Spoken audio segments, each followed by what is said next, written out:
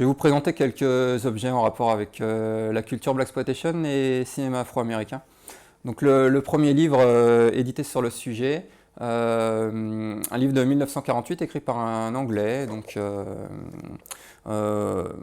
très militant, hein. On voit notamment une lettre ouverte à Griffith, une attaque contre son film raciste Naissance d'une nation qui faisait l'apologie du Ku Klux Klan.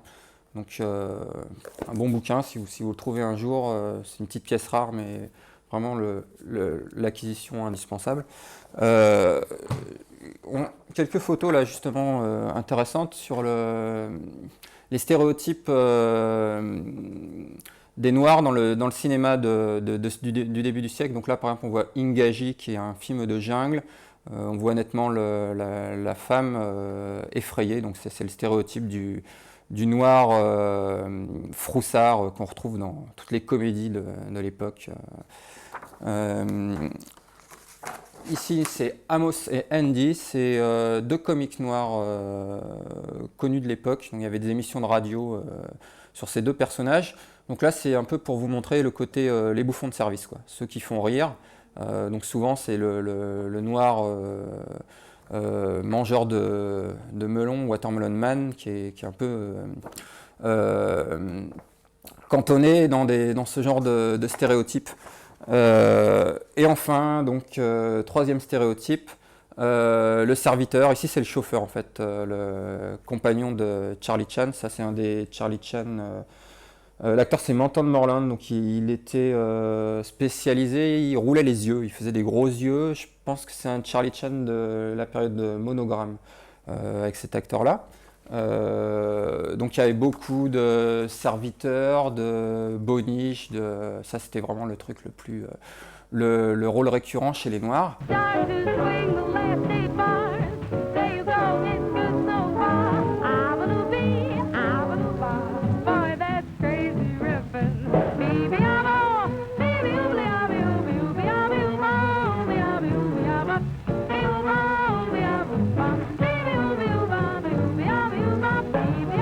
Et heureusement, Hollywood s'intéressait aussi au cinéma, donc au cinéma noir, donc on a quand même eu la chance d'avoir quelques bons dramas, des bonnes comédies musicales. Je crois que le premier, c'est 1929, c'est King Vidor, Alléluia, gros classique. Mais voilà, pour moi, le chef-d'œuvre du genre, c'est Stormy Weather, avec Lena Horne, Cab Calloway, Bill Robinson, superbe comédie musicale, vraiment à découvrir. C'est le gros classique des années 40 du cinéma afro-américain. Je mettrais le premier film de Vincente Minnelli, Cabin in the Sky, toujours avec Lena Horne et Ethel Waters aussi, autre chanteuse de jazz de l'époque. Je le mettrais, c'est un film que je mettrais juste derrière. Niveau qualité, il y a du stéréotype, ça reste bon avec les stéréotypes de l'époque, hein. De toute façon, on ne pouvait pas faire autrement. C'est vraiment le côté politique incontournable dans ce cinéma-là. Mais les amoureux du cinéma afro-américain citent toujours ce film en référence.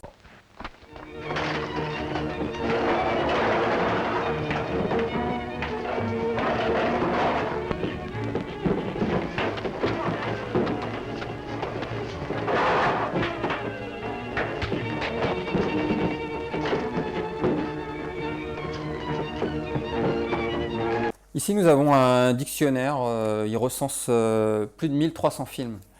Du début du cinéma muet jusqu'à 1959, donc on peut voir que c'est un cinéma très prolifique, même si malheureusement beaucoup de pellicules, beaucoup de choses ne sont pas parvenues jusqu'à nous, quoi.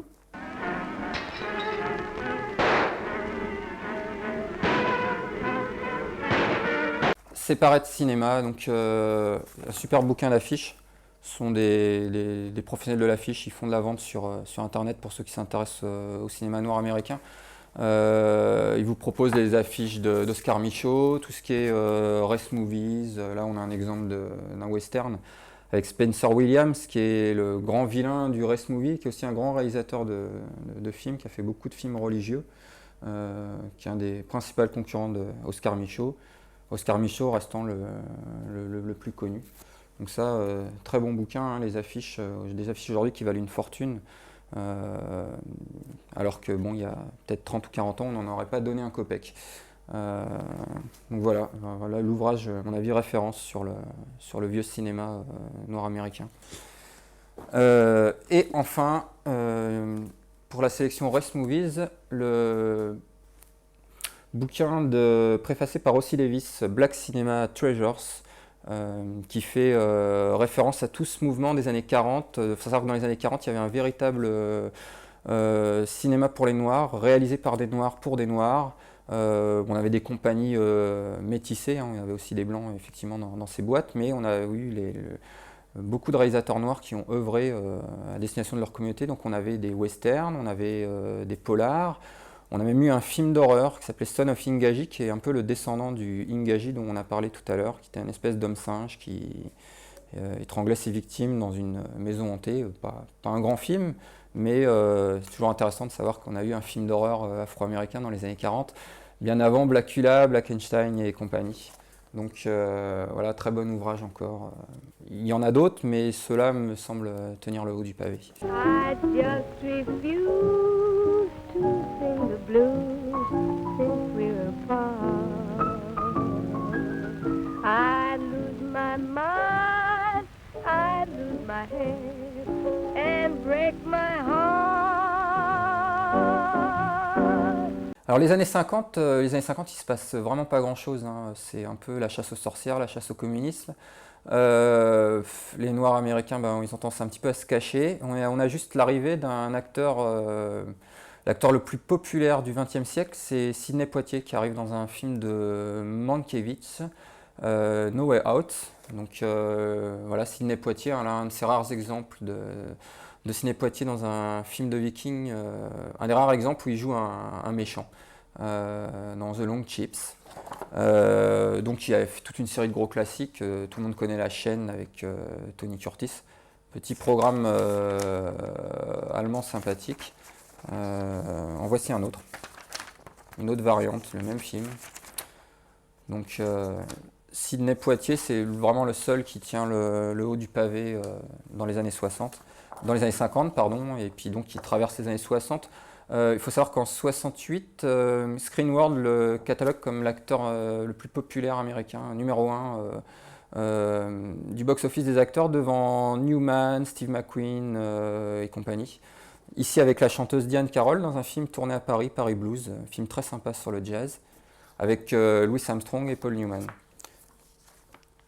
Alors là, c'est un tournant dans la carrière de l'acteur, c'est Dans la chaleur de la nuit. C'est le film où il ose mettre une baffe à un planteur blanc. Et donc on commence à avoir un début de virilité, de protestation chez les Noirs américains. C'est les prémices de ce qui va suivre derrière, c'est-à-dire un cinéma un petit peu révolté. Donc cette scène dans la chaleur de la nuit, elle est assez marquante. Après, le film, bon, tout le monde le connaît, gros classique, de Norman Jewison, oscarisé, voilà. Et donc Sidney Poitier sent un petit peu le vent tourner. On va parler d'un acteur qui s'appelle Jim Brown juste après, et il commence à se viriliser. Donc on le voit là dans un western. Il commence à durcir son image. Un film sur les Black Panthers de Lost Man, très hollywoodien, hein, bourré de stéréotypes. Le début est militant, ça vire un peu à la love story gnangnante, mais des choses intéressantes, et surtout un Poitier, vous voyez, dur avec les lunettes de soleil, gros casting, Bernie Casey ici, que vous avez vu dans Starsky Hutch, Captain Dobey, Paul Winfield, il y a aussi Dick Anthony Williams, enfin des acteurs noirs qu'on retrouvera dans la Blaxploitation, des seconds rôles assez importants. Et Sidney Poitier traverse les années 70 un petit peu il y a une distance par rapport à la Blaxploitation, aux excès de la Blaxploitation. C'est vrai que dans les années 70, il passe à la réalisation, mais des films vraiment plus populaires, plus grand public. Donc il réalise son premier film, c'est le western Buck and the Preacher avec Harry Belafonte. Et juste derrière, il enchaîne sur un remake black de Love Story. Et 3 comédies suivent avec son acolyte Bill Cosby. Celle-là, c'est la deuxième, c'est Let's Do It Again. Donc il y a eu Piece of the Action, Let's Do It Again, non pardon, Uptown Saturday Night en premier, Let's Do It Again et A Piece of the Action. Et après il va réaliser des films pour... donc là il est à la fois devant et derrière la caméra, et après il passe derrière la caméra et il réalise des films pour son ami Richard Pryor, le comique. Et donc on a le concurrent dans les années 60 de Sidney Poitier, beaucoup plus viril, c'est Monsieur Jim Brown. Ici c'est une affiche belge. Un film intéressant, c'est un des précurseurs de la blaxploitation, s'appelle The Split, le titre français, Le crime c'est notre business. C'est un des premiers rôles de délinquant pour un noir. Là. Jim Brown réunit des gens pour monter un casse, tout se passe bien jusqu'à la dernière minute où pour la morale, il se fait pincer in extremis par les flics à l'aéroport.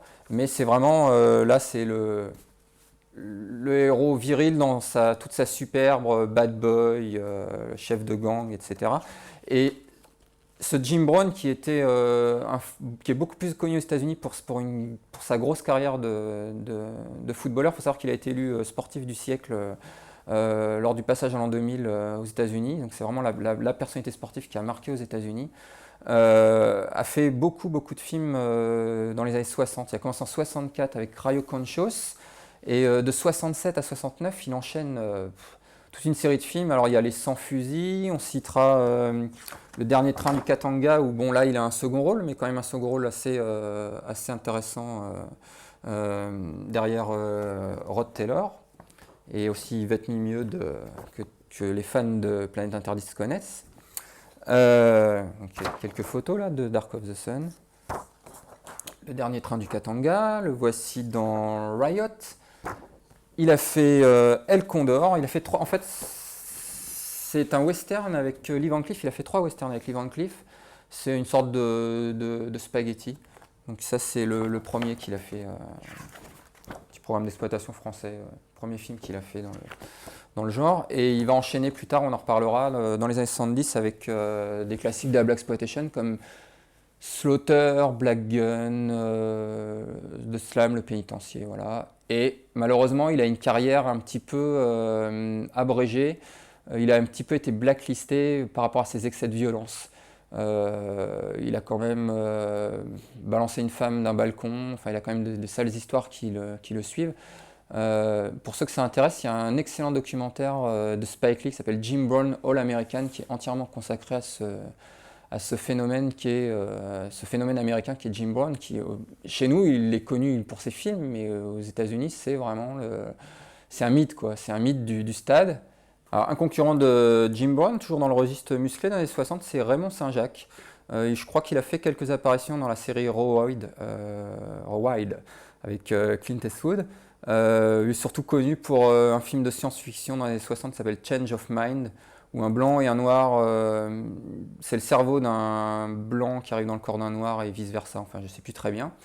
Et ce film d'action If He Hollers, Let Him Go, donc voici la cassette française d'époque, une Proserpine, présentée par Yves Mourouzi. Donc c'était assez rigolo pour ceux qui ont pu la visualiser. Les années 60, le début des années 70, c'est un peu un cinéma racoleur par rapport au noir, c'est-à-dire on aime bien un peu les thèmes un peu scandaleux, tout le côté un peu raciste, le côté militant, les Black Panthers, il y a le côté politique aussi, des gens comme Klein, Agnès Varda qui s'intéressent au sujet, et des films plus trash, on va dire grindhouse, le mot est à la mode, la grindhouse 60s. Donc là on a l'exemple de 2 films français, c'est les Lâches vifs d'espoir et les Tripes au soleil. C'est une petite édition Somethingware bien sympa. On regrette juste que les VF ne figurent pas dessus, mais bon, ce sont quand même de rareté, donc c'était bien sympa de pouvoir les découvrir sur support DVD. Pour dire qu'en France, on a un petit peu, même si on n'a pas fait blaxploitation, on a un petit peu fait. Là, c'est plus, il y en a un qui est plus nouvelle vague et l'autre qui est assez exploitation. On a un petit peu fait quand même dans les thématiques raciales. Autre film très intéressant pour les années 60, c'est The Cool World de Shirley Clarke. J'ai pas de doc à vous montrer parce que c'est un film très rare, mais c'est pour moi le premier film sur le ghetto, avec une vision du ghetto, avec le héros, c'est un jeune noir délinquant mais victime du système. Musique free jazz fabuleuse, très très bien filmée. C'est un petit peu l'école de Cassavetes, le cinéma un petit peu tourné à l'arrache. Et c'est peut-être le premier film à avoir comme ça des influences comme ça urbaines, blaxploitation. Donc il fallait en parler. Et on a Uptight, sinon de 68, donc Point Noir en français, ça c'est le programme d'exploitation français. Une petite chose assez rigolote avec ce programme, c'est les annotations. Donc on voit que Maurice Chevalier avait vu le film, et Maurice Chevalier dit: quand on a vu un tel film, on voudrait que tout s'arrête, faire ses valises et courir là-bas. On a Philippe Labro du Journal du Dimanche qui nous dit: une brèche ouverte dans le mur du silence et du conformisme. Donc on voit que ces films avaient été diffusés en France et qu'il y avait un large impact journalistique et intellectuel. Et donc ce Uptight, c'est le remake d'un film sur, je crois, ça s'appelle The Informer, je crois que c'est sur l'IRA, sur la révolution en Irlande. Je ne suis pas sûr, mais j'ai pas vu. Je crois que c'est un film de John Huston. J'espère ne pas dire une bêtise. En tout cas, le Uptight que j'ai vu, c'est un film sur les Black Panthers. On retrouve pas mal de second rôles. Il y a Mac Julien qui fera The Mac. Et c'est encore une vision très hollywoodienne, mais c'est malgré tout le premier gros film sur les Panthers, donc c'était intéressant d'en parler. Grosse bande-son Booker T and the MG pour les fans de Soul, donc Uptight. On a le film de William Klein sur Eldridge Cleaver, donc sympathique petit programme d'exploitation français, avec à l'arrière le programme en 10 points des Black Panthers. Donc ça c'est toujours ce côté politique qui revient. I want to set up 2 more hidden locations exactly like this one. Emergency food rations will be maintained there at all times. Work them hard. Push them to the very end of their endurance. I want my army to be ready for anything and everything that comes its way. No one will stop us. No one. Whether they live or die is not the question. Whether they win or succeed is the only answer. À l'occasion peut-être de vous présenter les journaux d'époque sur les Black Panthers, ces journaux qui sortaient toutes les semaines. Et en fait, il y avait toujours une grosse part faite au cinéma. Il y en a un qui a notamment titré sur, je ne l'ai pas malheureusement parce que ça doit être un exemplaire très, très coté, qui a titré sur Sweetback Ballast Song. Il faut savoir que ça a été vraiment soutenu à fond par les Black Panthers à l'époque. Là, dans un des numéros, je ne sais plus lequel, il y a un long article sur Richard Pryor, sur les comédies de Richard Pryor. Il y a un article sur la violence des séries policières, Kojak, les rues de San Francisco, etc. Donc c'est une revue qui s'intéressait beaucoup à ce qui sortait au cinéma, l'aspect culturel, etc. Donc encore un point qui nous permet d'associer le côté militantisme et le cinéma des années 70. Et donc Sweetback qui déboule, qui est le film qui lance la blaxploitation. Donc là c'est un bouquin qui est ressorti récemment. Faut savoir qu'à l'époque il y a eu tout un business quand Melvin Van Peebles a sorti son film. Il y avait la BO d'Earth, Wind and Fire, il y a eu le bouquin, il y a eu toute une campagne de promotion. Alors comme en plus ça avait été classé X par tout un jury de blancs, il a joué là-dessus et bon ça s'est beaucoup vendu. Petite particularité du bouquin, c'est qu'il a une petite... il est dédicacé Van Peebles, donc toujours quelque chose de sympathique à montrer à la caméra. Donc voilà, Monsieur Van Peebles qui partage son temps entre la France et les États-Unis, donc on peut le voir assez facilement, enfin, tout du moins pour les Parisiens. Autre film militant et Black Panther, mais alors là vraiment on est dans l'obscur, c'est sorti juste après Sweetback Ballast Song, je crois que c'est le 3e film Blaxploitation qui est sorti aux États-Unis, parce qu'il y a eu Cotton Comes to Harlem dont on va reparler tout à l'heure, Sweetback qui a lancé la mode, et The Bus is Coming qui est sorti 1 ou 2 mois après Sweetback Ballast Song, et qui est qui est pour moi un des films perdus de la blaxploitation. C'est un film qui aurait mérité plus, et c'est un film assez dur, assez... c'est vraiment on commence à arriver dans vraiment le côté, les films qui deal vraiment avec le sujet du racisme, l'exclusion, etc. Donc un film à découvrir de toute urgence pour les passionnés. The Bus is Coming is an action-packed family movie that tells the story of a young black vet's return home and the problems he has adapting to his former community. The Bus is Coming follows the ever-increasing racial tensions of an urban community in the early 70s through scenes of fighting, chasing, arson, and shooting. The Bus is Coming shows us that there are white people that are good as well as bad, and that black people are no different. The Bus is Coming combines all this with the touching story of a blind man named Lou and a young student's place in the ghetto, giving the film universal appeal. Show yourself!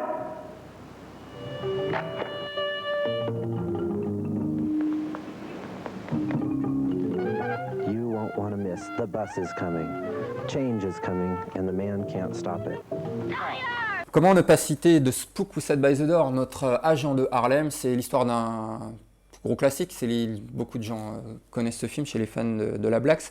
C'est l'histoire histoire fictive du premier agent noir de la CIA qui apprend toutes les techniques de combat, tous les secrets.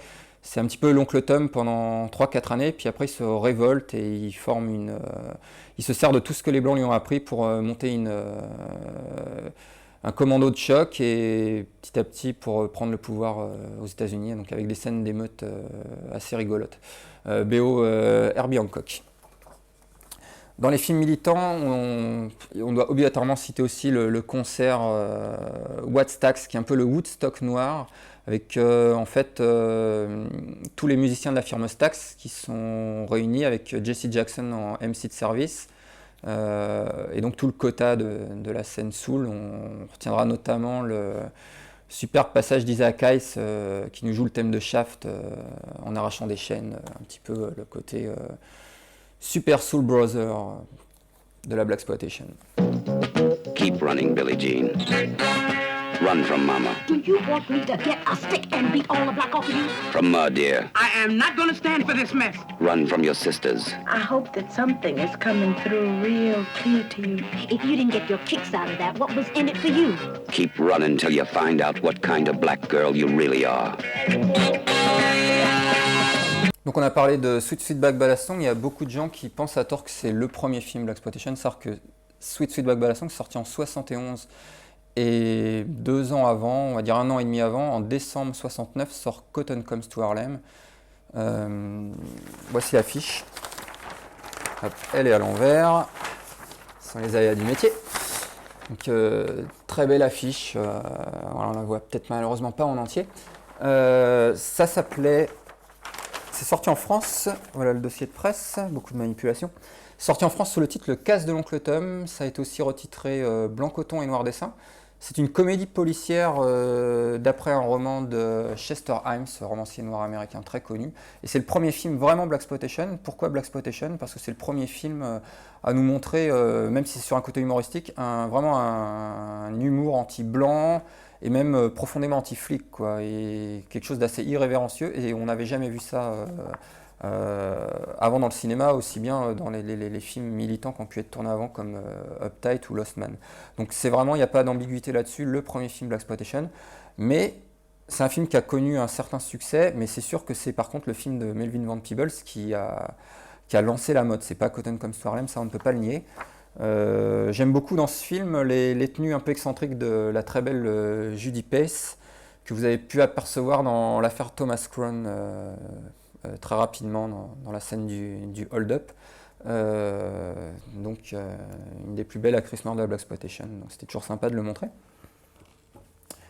Juste derrière Cotton Comes et Sweetback, on a le gros succès de... Alors pardon, il y a une séquelle de Cotton Comes to Harlem qui date de 72. Toujours d'après un roman de Chester Himes, c'est Come Charleston Boo, c'est aussi un très gros morceau de la Blaxploitation avec de superbes scènes d'action, un bon soundtrack. C'est vraiment un titre, c'est un film Warner, mais un film très peu connu, mais c'est vraiment un film à recommander aux fans de grosses prods de la Blaxploitation. Après Sweet Sweetback Ballad Song et donc Cotton Comes to Harlem, on devait à tout prix parler de ce gros classique du box-office Blaxploitation, peut-être le film le plus connu, Shaft, qui a sauvé la MGM de la banqueroute en 71. Donc là, c'est l'affiche turque, donc c'est assez rigolo de voir que c'est un film qui s'est vraiment exporté partout, qui est sorti des frontières. Et donc, très connu, notamment pour la BO d'Isaac Hayes. Petit film policier sympa avec une bonne ambiance de Harlem. Il y a des gens qui sont un petit peu déçus parce qu'ils trouvent qu'il ne se passe pas grand-chose, ceux qui sont habitués à des blaxploitation un petit peu péchus. Mais les producteurs ont remédié à cela avec la séquelle Shaft Big Score, qui est vraiment le Shaft James Bond, grosse production avec poursuite en hors-bord, en hélicoptère, et beaucoup de castagnes et des scènes d'action assez spectaculaires. On sentait vraiment que là ils avaient mis la dose. Et c'est toujours réalisé par Gordon Parks, comme le premier épisode en fait, cinéaste noir assez connu aux États-Unis. C'est un petit peu considéré comme un des pères du cinéma noir américain avec Melvin Van Peebles et Ossie Davis. Et donc on a le troisième volet, cette fois-ci c'est réalisé par John Guillermin, et alors là, réalisateur de King Kong entre autres, on tape dans la grosse production kitsch hollywoodienne, avec de nombreuses scènes tournées en Afrique, en Espagne, et même dans le 18e arrondissement à Paris. Film assez rigolo, assez militant, on voit Richard Roundtree, l'acteur principal, qui n'hésite pas à attaquer le gouvernement français, une espèce de diatribe un petit peu sur l'esclavagisme des Noirs en France et leurs conditions. Donc c'est assez rigolo de voir ça pour l'époque, quoi. Et dans la série Shaft, je demande la série justement télévisée avec les 7 épisodes très aseptisés. Vous avez peut-être eu la chance de les voir, c'est repassé sur le câble il n'y a pas très longtemps. Et bon, c'est franchement de la guimauve, c'est du Shaft gentil, il n'y a plus le côté séducteur du personnage, ses frasques sexuelles, etc. Tout ça, ça a été gommé, et là c'est le gentil détective. Mais bon, ça a le mérite d'exister, il y a toujours cette bonne musique d'Isaac Hayes qui est réorchestrée par Johnny Pate, un des grands musicos de la blaxploitation. Donc voilà, il n'y a eu que 7 épisodes parce que ça fait un four, ça n'a pas marché. Dans la série gros classique, donc en fait après ces 3 premiers films, là, Conan Comes to Harlem, Sweetback et Shaft, on a eu vraiment la déferlante de films blaxploitation. On en a eu peut-être 5-6 qui sortaient tous les mois. Il faut savoir que l'âge d'or de la blaxploitation, c'est 72 à 75, il y a eu plus de 200 films. Et sur toutes les années 70, on arrive presque à répertorier 400 films, quoi. On est au-dessus des 350 films largement. Donc un des films emblématiques de 72, c'est Superfly. Donc avec la fameuse BO Curtis Mayfield, c'est vraiment le film sur le délinquant noir en puissance. C'est le dealer, le pusherman qui tente un dernier gros coup avant de se retirer du business. Donc c'est le film qui a fait fureur dans la jeunesse des ghettos, parce que c'est le côté nique le système de l'époque, quoi. C'était vraiment le côté je me fous un peu de la gueule des blancs et je le fais de façon illégale puisqu'on ne me donne pas ma place dans la société. Bon, l'acteur principal Ron O'Neal n'a pas fait une grosse carrière. Il y a un Superfly TNT qui est sorti dans la foulée, justement réalisé par Ron O'Neal, qui se passe une partie en Europe et une partie en Afrique, un film qui a fait un four.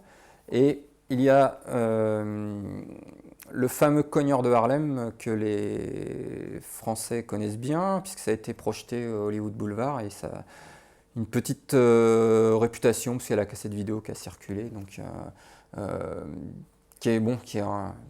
qui reste un gros nanar en puissance. Il faut quand même être assez honnête sur le film, mais c'est un de ces blaxploitation qu'on a eu le plaisir d'avoir en France. Donc à l'époque où on n'avait pas grand chose à se mettre sous la dent, on était bien content.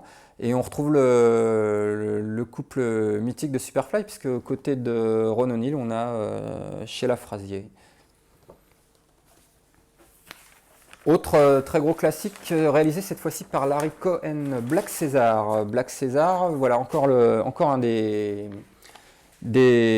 héros noirs délinquants, mais celui-là, il y a quand même une morale. Donc certains disent oui, c'est pas vraiment un blaxploitation parce que le héros perd à la fin. Il faut savoir que les Noirs américains étaient vraiment très très mécontents de la fin, et Cohen et les producteurs ont dû changer la fin aux États-Unis. Donc nous on a eu la fin pessimiste en Europe, mais la vraie copie originale du Black César aux États-Unis, Fred Williamson s'en tire à la fin avec tous les honneurs, alors que Dans la version que l'on connaît aujourd'hui, qui est distribuée en vidéo, il est achevé par un petit gang, des petites frappes de rue, il est achevé dans un sombre squat. Donc ça, c'est un film carrière internationale, hein. Voici par exemple l'affiche italienne. Les Italiens ont toujours été très friands de blaxploitation, donc ça c'est la version italienne de l'affiche. Une belle affiche allemande, enfin en tout cas on peut dire une affiche allemande assez curieuse, parce qu'elle nous fait un petit peu le côté une de journal, un petit peu le côté pavé de presse, donc c'est quand même assez original. Ça mentionne en gros musique James Brown, donc ça c'est toujours assez vendeur aussi. Et donc il y a une séquelle, Hell Up in Harlem, vous pouvez apercevoir l'affiche, la version turque de l'affiche dans mon dos, qui est un peu... elle a été montée à la hâte, cette séquelle, elle est sans scénario aucun. Par contre, Cohen met la sauce, quoi. Il balance toutes les grosses scènes de gunfight. Je sais pas combien il y a de morts dans ce film, mais à un moment, il y a un mort à peu près toutes les 10 secondes. Et c'est un prétexte à enchaîner du gunfight au kilomètre. Ça y va, ça flingue sévère. Et moi, il y a un côté visuel vraiment très sympa. C'est un blacks ce que j'appelle un no-brain. Il n'y a pas besoin de réfléchir, mais c'est un blacks que j'ai plaisir franchement à voir régulièrement. Fred Williamson après a fait plein de petits films. Donc là, c'est Black Eye, c'est un Warner. On reconnaît Richard Anderson pour ceux qui connaissent la série L'homme qui valait 3 milliards, Monsieur Oscar Goldman. Donc un featuring assez rigolo, puisqu'il joue le rôle du méchant dans une petite série B sympa. Zatman Bolt, ça c'est un navet, je crois que c'était un film Universal, et c'est un nanar, c'est une sorte de sous James Bond très très influencé par Opération Dragon. Il y a un budget certain. Le film développe quelques stéréotypes assez déplaisants, assez racistes, anti-gros, anti-homosexuels, enfin des choses qui étaient assez récurrentes dans le cinéma des 70, mais là ça met franchement la dose. He's black. He's brutal. He's boss. Fred Williamson is boss nigger. Autre monstre sacré du cinéma blaxploitation, c'est Jim Brown. On a parlé de sa carrière 60s tout à l'heure. Il faut savoir que dans les années 70, il a fait aussi quelques bons gros films bien péchus. Donc lui, c'est la virilité dans toute sa splendeur, hein, ancien footballeur américain, donc le côté athlétique. Black Gun, Gun la gâchette, avec Martin Landau, que vous connaissez pour la série Mission Impossible. Luciana Paluzzi pour les fans de cinéma bis italien. Et la jolie Brenda Sykes, qui était la petite amie de Gilles Scott-Heron pour les fans de musique. Là, une superbe lobby cart italienne, nos amis italiens qui aimaient bien les grandes lobby carts, donc avec Luciana ici et Brenda ici.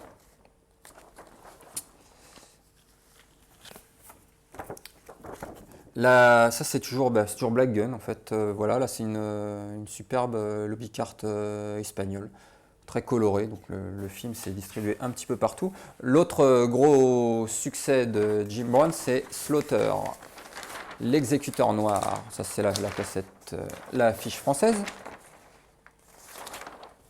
Slaughter qui a eu une séquelle. Donc c'est des gros polars. Le premier ça se passe à Mexico. Le deuxième est plus américain, plus urbain, réalisé par Gordon Douglas, un grand réalisateur de série B américaine. Donc ça c'est Slaughter Big Ripoff. Là c'est une sympathique affiche italienne, entièrement redessinée. Les Italiens aimaient bien. Ça fait assez polar italien d'ailleurs, c'est assez rigolo. Donc les Italiens nous ont pondu des affiches blaxploitation assez curieuses. Donc Jim Brown, il a enchaîné quelques films, hein. Ça c'est un MGM, le pénitencier ou les Taulards en français, c'est The Slam. C'est pas un grand film, mais bon, voilà, on se laisse regarder. Et donc après, il disparaît un petit peu des écrans. Là c'est un obscur nanar philippin fauché qui a été réalisé en 77, qui est sorti en 81, film de guerre. En fait, il faut savoir que Jim Brown a été un petit peu blacklisté. Ce qu'on disait tout à l'heure par rapport à ces excès de violence avec les femmes, donc ça l'a un petit peu éloigné des caméras. Donc il a eu comme ça une période d'à peu près une dizaine d'années où on l'a plus trop vu, ou alors vraiment dans des sombres nanars. Et le troisième mousquetaire de la Blaxploitation, c'est Jim Kelly, que vous connaissez pour avoir vu aux côtés de Bruce Lee dans Opération Dragon. Donc ça, c'est son film le plus célèbre, c'est Black Belt Jones, un film de kung-fu bubblegum, très kitsch, avec baston dans la mousse, filmé dans un car wash. Un film qui se prend pas au sérieux, avec la James Bond girl Gloria Andri, dont on va reparler tout à l'heure. C'est le meilleur Jim Kelly parce que franchement Jim Kelly c'est un très mauvais acteur, hein, il faut dire ce qui est, et il a enchaîné les pires nanars avec Al Adamson, par exemple. Voici Death Dimension, la dimension de la mort. On a Black Samurai dans le lot, on a Tattoo Connection, un obscur film de Hong Kong, Hot Potato, filmé en Thaïlande, enfin bon, des sous-navets. À part Black Samurai qui est très très drôle, les autres sont quand même franchement difficilement regardables, quoi.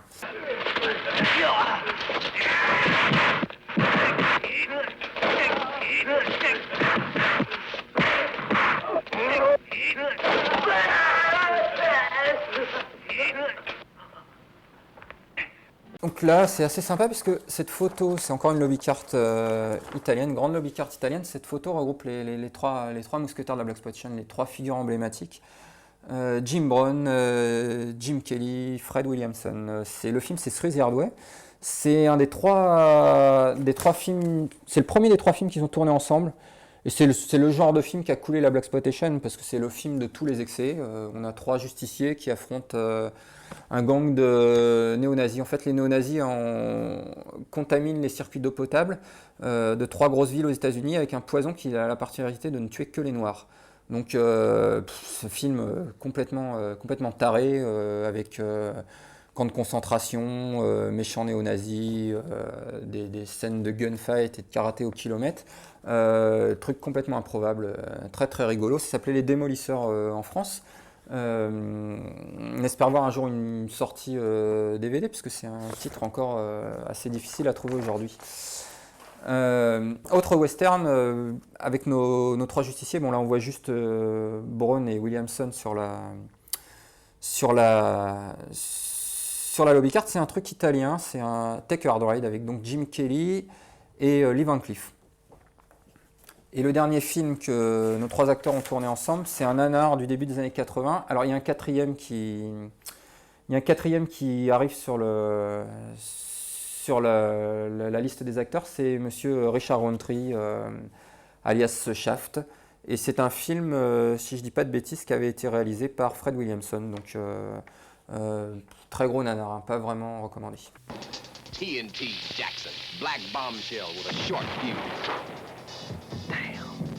The name is Diana Jackson. TNT to you. Parlons un peu des actrices maintenant, des Sisters of Blaxploitation. Alors la plus connue c'est Pam Grier, hein, je vous la présente plus. Depuis que Tarantino l'a ressorti pour Jackie Brown, Pam Grier par-ci, Pam Grier par-là. Donc elle avait débuté sa carrière dans des films philippins, des productions Corman. Black Mama, White Mama, Big Dollhouse, Big Birdcage, Woman in Cage. Après, elle a enchaîné avec quelques polars Blaxploitation bien couillus. Tout le monde connaît Coffee de Jack Hill, Foxy Brown. Donc, Coffee, on voit l'affiche, non, elle est là. C'est l'affiche turque. Donc Coffee, Foxy Brown, Friday Foster, Shiba Baby. Elle a fait quelques comédies, Grease Lightning, un film de plantation, Drums. Donc bon, une petite carrière sympa dans les années 70. C'est vraiment la number one du cinéma afro-américain. Je crois que c'est un petit peu l'arbre qui cache la forêt. Il y a eu beaucoup de petites actrices derrière, mais elles sont effectivement éclipsées, enfin tout du moins en Europe, par le succès de Pam Grier. Straighten your tie, shine your shoes. Donc l'actrice, la grande rivale de Pam Grier était un petit peu jalouse, c'est Tamara Dobson, top modèle, avec des tenues très glamour, jalousée par Pam Grier. Et son personnage emblématique, c'est Cleopatra Jones, le super agent secret qui conduit une Chevrolet Corvette, qui fait du karaté, et qui donc affronte dans le premier épisode le gang de drogue dirigé par la lesbienne Shelley Winters.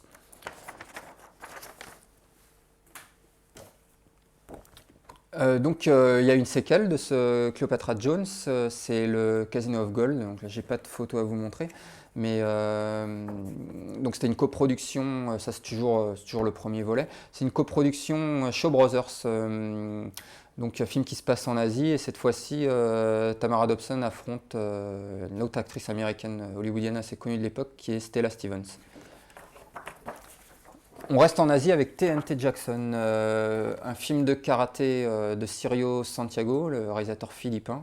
Donc film culte pour les fans de Blacks, un gros nanar kung-fu très rigolo, avec dans le rôle principal Jeanne Bell, qui était donc une top modèle qui s'était fait connaître. C'est une des premières femmes noires, c'est peut-être même la première, je ne sais plus, avoir été Playmate. Enfin, en tout cas, c'est une Playmate 60s du magazine Playboy. Donc une petite carrière de second rôle. Ici, c'est assez rigolo. On la voit dans un film mexicain tourné la même année que TNT Jackson, Negro es un bello color. Et elle n'a pas fait une grosse carrière. Elle apparaît dans des séries de télé comme Starsky et Hutch. Petite série policière et dans des seconds rôles, Disco 9000. On la voit dans. Alors voilà, une chose intéressante, on la voit dans Mean Street de Martin Scorsese.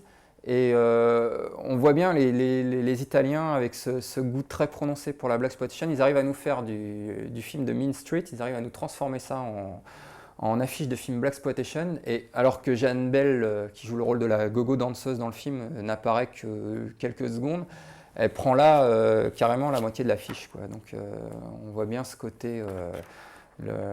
Les Italiens tripaient beaucoup sur les actrices noires à l'époque. Donc on retrouve bien ici ce côté-là. Autre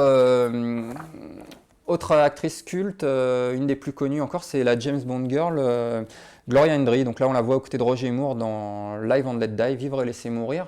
Et donc elle a joué avec Jim Kelly dans La Ceinture Noire de Harlem, elle a joué dans Black César, dans Hell Up in Harlem, dans quelques petits films, Bare Knuckles, Savage Sisters, qui est donc un de ces films dans la même série que les VIP, les films de femmes en prison tournés aux Philippines avec ce qu'on appelle les Chicks with Guns movies, les films avec des filles avec des flingues.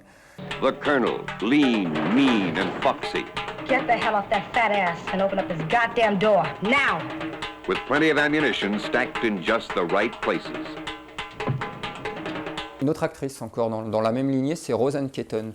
Pareil, petite carrière, on la retrouve dans Starsky Hutch, elle a fait un film avec Jackie Hill, un film de Cheerleaders, un film de Pom Pom Girls. Et donc ici on la retrouve encore dans un film de karaté féministe, toujours Cirio Santiago, il s'appelle Ebony, Ivory and Jade. On revient sur des bases américaines, valeur hollywoodienne plus sûre. Lola Falana, qui est la grande diva de Las Vegas aux États-Unis dans les années 70. C'était la star, la femme noire la mieux payée au milieu des années 70. Elle avait son propre show à Las Vegas. Donc on la voit ici dans un film de William Wyler qui s'appelle The Liberation of L.B. Jones. Le titre français c'est On n'achète pas le silence. Elle a joué dans L'homme du clan, donc on reconnaît ici Richard Burton, O.J. Simpson. Il y a également Lee Marvin et Jeanne Bell qui apparaissent dans ce film. C'est un film assez raciste, assez violent. Ça se passe dans une petite ville du sud avec le Ku Klux Klan, des lynchages, des meurtres, des scènes de viol. C'est une grosse série bis bien trash. Lola Falana a également joué dans un film blaxploitation inspiré de la vie de l'actrice Liz Renay qui s'appelle Lady Cocoa. Et alors elle a eu une carrière, il faut savoir que c'était la choriste de Sammy Davis Jr.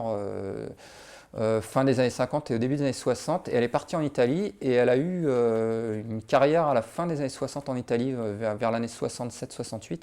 Elle a eu des shows et elle a fait 3 films, un western spaghetti qui s'appelle Lola Colt, qui est aussi connu sous le nom de Black Tigress, et une super comédie musicale pop, Quando dico che ti amo. Moi j'adore ce film.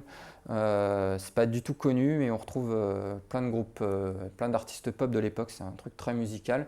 Lola chante avec une voix très très soul. Si un jour vous mettez la main sur ce petit trésor, c'est vraiment c'est un film que je vous recommande, même si malheureusement il n'est pas sorti des frontières de l'Italie à l'époque. C'est un film qui reste inédit en dehors de l'Italie. Autre actrice emblématique, Marlene Clark. Donc là, je crois que c'est sa première apparition, en tout cas c'est une de ses premières. Elle était non créditée dans ce film Putney Swope de Robert Downey Sr. Je pense que ceux qui s'intéressent un petit peu à les films un peu de la Beat Generation, le côté un petit peu les films fin 60s un peu protestataires connaissent. Et donc là, le film, c'est, pour dire en 2 mots, c'est un groupe de militants un peu Black Panther qui prennent le pouvoir dans une agence de pub. Et donc Marlene Clark apparaît dans le film, elle n'est pas accréditée, et une chose assez rigolote, ça c'est l'affiche d'époque, donc assez provocatrice, et donc c'est Marlene Clark qui sert de modèle pour l'affiche.